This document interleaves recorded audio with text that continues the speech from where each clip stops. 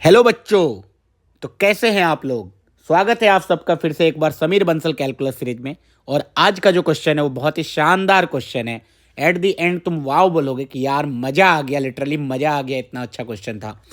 तो मैं बोलूँगा कि सबसे पहले इस क्वेश्चन को खुद से ट्राई करो एंड उसके बाद ही सोल्यूशन देखना। एंड दो तीन तरीका सोचूंगा मैं जो सोल्यूशन बताऊंगा उसमें मैं बेसिकली ये नहीं बताऊंगा कि ये आंसर है ले लो, ठीक है। किस तरीके से सोचा जा सकता है, बच्चे के माइंड में क्या क्या आ सकता है, ये सारी चीज़ें हम डिस्कस करेंगे, ठीक है। तो देखो, सोचने का तरीका डेवलप होगा तुम्हारा। स्टार्ट करते हैं, 3 2 1। बोला एक फंक्शन है जिसमें ऑल रियल वैल्यू इनपुट करते हैं तो आउटपुट आता है 0 से इन्फिनिटी, ठीक है। और फंक्शन में एक रिलेशन कुछ तो गिवन है, इनइक्वालिटी गिवन है एंड बोला है एक्स इज पॉजिटिव। तो लिमिट एक्स टेंडिंग टुवर्ड्स 1 निकालना है अपना, ठीक है। तो यार सबसे पहले तो इस क्वेश्चन को देख के मुझे हवा नहीं लगा कि इस क्वेश्चन को करे कैसे, ठीक है। What should be our first thought, ठीक है। और हाईली अनएक्सपेक्टेड होगा, देखना इस क्वेश्चन को जब सॉल्व करेंगे ना, हाईली अनएक्सपेक्टेड रिजल्ट आने वाला है, ध्यान से देखना बस। तो सबसे पहले मैंने क्या देखा ना, एफ एक्स है, 1/f(x) है और ये कुछ तो लिखा हुआ है और इन दोनों का एड समेसन है। इन दोनों का प्रोडक्ट जो होता है वो यही आता है and F x always positive है एंड ऑब्वियस सी बात है e to the power anything भी ऑलवेज पॉजिटिव रहेगा। तो सबसे पहले मैंने सोचा ना, क्या पता नहीं कुछ तो इनइक्वालिटी गिवन है, एक बार ट्राई करते हैं। A M G M inequalities कुछ होगा क्या, कॉन्ट्राडिक्शन टाइप की, ये ग्रेटर देन दिया हुआ, ये लेस देन है, दिस मीन्स वो पक्का इक्वल होगा, ये सब मैंने सोचा। तो एक बार मैंने ए एम जी एम लगाने का कोशिश किया तो यहाँ आया e to the power x plus x square upon f upon 2 is greater A M greater than equal to G M. जब मल्टीप्लाई करेंगे तो आता है e to the power x plus x square and यहीं के बाद ये method मेरा फ्लॉप हो गया, ऐसा कुछ आ गया, greater than 2 times E to the power x plus x square. और ज़्यादा से ज़्यादा इस रूट को मैं बाई 2 कर सकता हूँ। अब इसके बाद मेरे पास कुछ ऑप्शन ही नहीं बचा, ठीक है, समझ रहे हो। इसके बाद मेरे पास कुछ ऑप्शन ही नहीं बचा, क्यों, क्योंकि मुझे कुछ ऐसा चाहिए था और यहाँ पता नहीं कैसा बन गया, समझ में आ रहा है। तो फिर मुझे आइडिया लगा कि यार नहीं, ए एम जी एम से क्वेश्चन नहीं बनेगा। उसके बाद मैंने सोचा कि पता नहीं अब क्या करना है। अब ये इनइक्वालिटी भी गिवन है, डिफरेंशियल इक्वेशन टाइप का भी नहीं दिख रहा है कि एफ एफ डैश होता तो मैं डिफरेंशियल इक्वेशन सोच लेता, ठीक है। तो फिर मैंने सोचा अब जब कुछ नहीं समझ में आ रहा है तो एक चीज़ मुझे दिख रहा है कि अगर मैं इसको सॉल्व करने की कोशिश करूँ तो एक क्वाड्रेटिक इनइक्वालिटी आएगा एफ एक्स में, ठीक है। अब अगर एफ एक्स में क्वाड्रेटिक आ रहा है तो वो जब तक फैक्टराइज नहीं हो पाएगा तब तक मैं उसको आगे सॉल्व नहीं कर पाऊँगा, समझ में आ रहा है। तो मैंने एक बार उसको ट्राई किया कि चलो एफ एक्स से दोनों साइड मल्टीप्लाई कर देते हैं, since F x is a positive number तो मैं मल्टीप्लाई करूँगा तो कोई दिक्कत नहीं होने वाला है। तो ये आ जाएगा F square plus E to the power x into E to the power x square, ठीक है, less than equal to E to the power x plus E to the power x square into F, ऐसा कुछ बनेगा।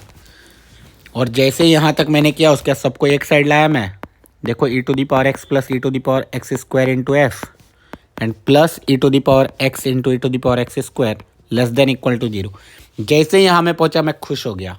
क्यों खुश हुआ, कि मुझे एटलीस्ट ये तो दिख गया कि ये फैक्टराइज हो रहा है।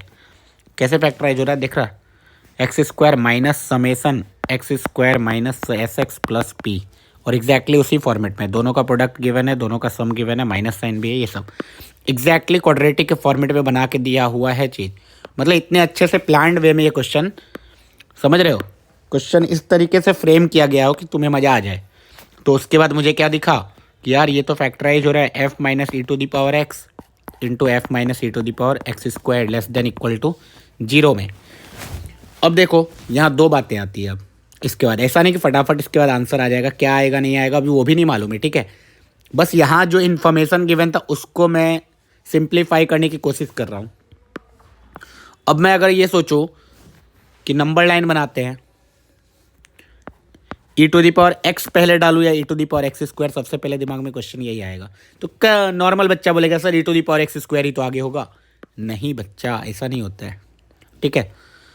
केस बनेगा, केस, क्या केस बनेगा, ये सब केस कैसे सोच रहे हो आप, ये सब लिमिट हमें किसके अबाउट निकालना है, तुम बोलोगे सर 1 के अबाउट, तो 2 केस बनाना पड़ेगा। देख लो, if x is less than 1, if x is greater than 1। अगर x की वैल्यू 1 से छोटी है, अगर x लेस देन 1 है, तो उस टाइम पे x एंड x स्क्वायर में x स्क्वायर छोटा हो जाएगा, x बड़ा हो जाएगा, क्योंकि लेस देन 1 नंबर पे पावर बढ़ाओगे तो वैल्यू कम होना स्टार्ट हो जाता है। फॉर एग्जाम्पल 1/2 ले लो, 1/2 का पावर 2 करेंगे तो 1/4 आ जाएगा, समझ रहे हो। अच्छा, इसका मतलब when x is less than 1, तो उस केस में e to the power x square ही छोटा होगा and e to the power x बड़ा होगा।